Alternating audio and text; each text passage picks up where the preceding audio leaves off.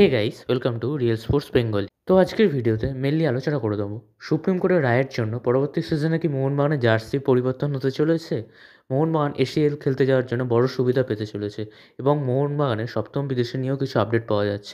এইসব নিয়েই আজকের ভিডিওটি আলোচনা করব।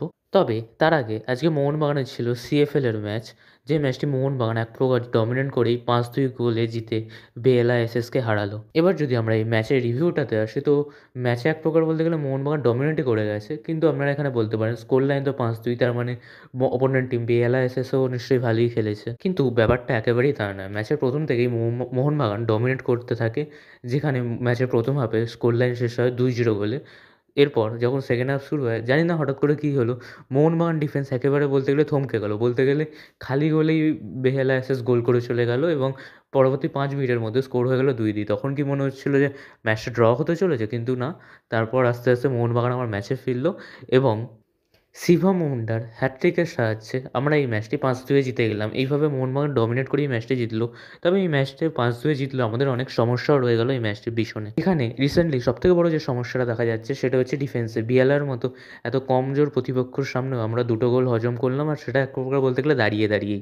তো পরবর্তী সময়ে এই ডিফেন্সের দিকটা আমাদের ভালোভাবে নজর রাখতে হবে। ডিফেন্সে অনেক ফাঁক ফোকর দেখা যাচ্ছে। তবে আজকের ম্যাচে সবথেকে পজিটিভ দিকটা যেটা ছিল সেটা হচ্ছে আমাদের অ্যাটাক। বলতে গেলে স্কোর লাইনটা 5 গোল হলেও আরও অনেক বেশি গোলও হতে পারতো। অনেক ওপেন চান্স আমরা আজকে মিস করেছি, যেগুলো যদি কনভার্ট হতো তো 6 গোল, 7 গোল, 8 গোল, এমনকি 10 গোল পর্যন্তও হতে পারতো আজকের ম্যাচে আমাকে সবথেকে বেশি যে প্লেয়ারটি ইমপ্রেস করেছে সেটি হচ্ছে আদিত্য অধিকারী। আজকে ডেবিউ ম্যাচে সে নেমেছিল, খুব ভালো খেলছিল। এখনই হয়তো বলাটা তাড়াতাড়ি হয়ে যাবে, কিন্তু প্লেয়ারটার মধ্যে একটা ট্যালেন্ট আছে। প্লেয়ারটাকে যদি ভালো করে গ্রুম করা যায় তো ফিউচারে মোহনবাগানের স্টার হলেও হতে পারে প্লেয়ারটি। এই গেল আজকে সিএফএল এর ম্যাচের রিভিউ। এবার যদি আমরা আজকের আপডেটগুলি আসি, তবে তার আগে একটা আমি ছোটো জিনিস উল্লেখ করে দিচ্ছি। আহমেদ জাওয়াকে তো আমরা সবাই চিনি। হ্যাঁ, FC Goa, Mumbai city FC, শেষমেশ উড়িষ্যায় খেলে যাওয়া 8 বছর ধরে আইএসএল কাঁপানো একটি মিডফিল্ডার। সে আগের বছর মাঝ বরাবর হঠাৎ করে উড়িষ্যা ছেড়ে, অর্থাৎ ইন্ডিয়ার ফুটবল ছেড়ে তার দেশে ফিরে যায় এবং রিসেন্টলি যা খবর পাওয়া যাচ্ছে তা থেকে তিনি তার বয়উড ক্লাব মরক্কার 3rd ডিভিশন লিগের ফাত নাডোর এফসিতে সাইন করলেন। তো তাকে অবশ্যই শুভেচ্ছা জানাবো সেখানে সাইন করানোর জন্য। আশা করবো তার পরবর্তী ফুটবল ক্যারিয়ারটা সেখানে ভালোভাবে কাটুক। এবার যদি মোহনবাগানের আপডেটগুলিতে আসা যায়, তো প্রথম আপডেটে সেটি হচ্ছে সুপ্রিম কোর্ট রিসেন্টলি যে যাবতীয় বেটিং অ্যাপগুলো ছিল সেই বেটিং অ্যাপগুলোকে ব্যান করে দিল। যেমন আমরা অবশ্যই শুনেছি ড্রিম11 পর্যন্ত এত বড় বেটিং অ্যাপ ব্যান হয়েছে, এই জন্য ইন্ডিয়া টিম থেকেও ড্রিম11-এর লোগো সরতে চলেছে। ঠিক তেমনই মোহনবাগানের আইএসএল খেলার সময় যে লোগোটি ছিল সেটা হচ্ছে 1xBet-এর লোগো, এবং পরবর্তী সিজনে আইএসএলের জন্য এই লোগোটি হাঁটতে চলেছে। এর জায়গায় হয়তো নতুন কোনো স্পন্সর আসতে চলেছে।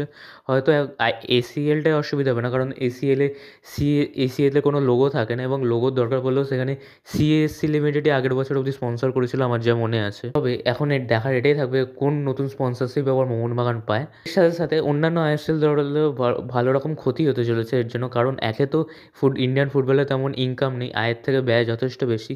যা হোক করে অন্যান্য আইএসএল দলগুলি এই জাতীয় মেন স্পন্সর, বিশেষ করে বেটিং অ্যাপগুলোর থেকে ভালো রকম একটা টাকা পেত, সেই টাকাটাও এখন বন্ধ হয়ে যাবে। তো এখন দেখার এটাই থাকবে যে অন্যান্য ক্লাবেরও কী অবস্থা হয় এই ডিসিশনটার ফলে সেন্ট্রাল গভর্নমেন্টের ও সুপ্রিম কোর্টের। এবার পরবর্তী ক্ষেত্রে যে এসিএলের আপডেটে আসি, তো এসিএলে মোহনবাগান তো আমরা এবার সবাই জানি ইরানে খেলতে যেতে চলেছে। তো আগের বছর ইরানে যেমন ট্র্যাক্টর এফসির সাথে খেলতে যাওয়ার সময় একটি প্রবলেম হয়েছিল, যার জন্য মোহনবাগানকে ডিসকোয়ালিফাইও করে দেওয়া হয়। সেই প্রবলেম যাতে এবছর না হয় সেই জন্য অনেকদিন আগেই সেফান এসসি বলেছিল যে একটা প্রাইভেট জেটের ব্যবস্থা করে দেবে ও মোহনবাগান সব প্লেয়ারদের দায়িত্ব তারা এক প্রকার নেবে। সো এই মতো এখন সেটা কনফার্মও করছে সেফান এসসি যে মোহনবাগান প্লেয়ারদের প্রাইভেট জেটে করে তারা ইরানে নিয়ে যাবে এবং তাদের যাবতীয় দেখভালের দায়িত্ব তাদেরই।